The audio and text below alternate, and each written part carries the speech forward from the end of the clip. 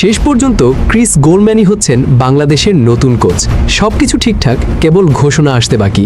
শুধু একটা কিন্তু, হিসেব মিলে গেলেই ব্যাকপ্যাক গুছিয়ে বাংলাদেশে চলে আসবেন গ্যারেট বেলদের এক্স বস। শুরু থেকেই গোলম্যানের সাফ কথা, মাসে $26,000 এক পয়সাও কম দিলে তিনি আসবেন না। প্রোফাইল বিচারে সংখ্যাটা একেবারেই বড় নয়, সাথে চাই পছন্দসই একজন অ্যাসিস্ট্যান্ট, যার বেতন হবে $5,500।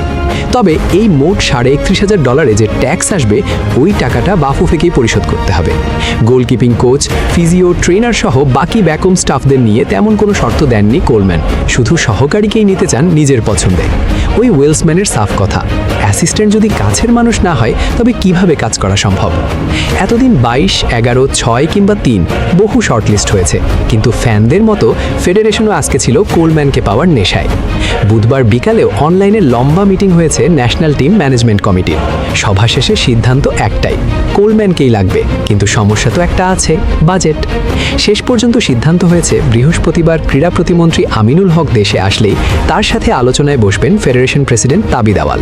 যদি বাফুফের বাজেটের বাইরে বাকি অর্থ দিতে রাজি হয় মন্ত্রণালয়, তবে কোনো শর্ত ছাড়াই পোলম্যানের কাঁধেই হামজাদের দায়িত্ব তুলে দেয়া হবে।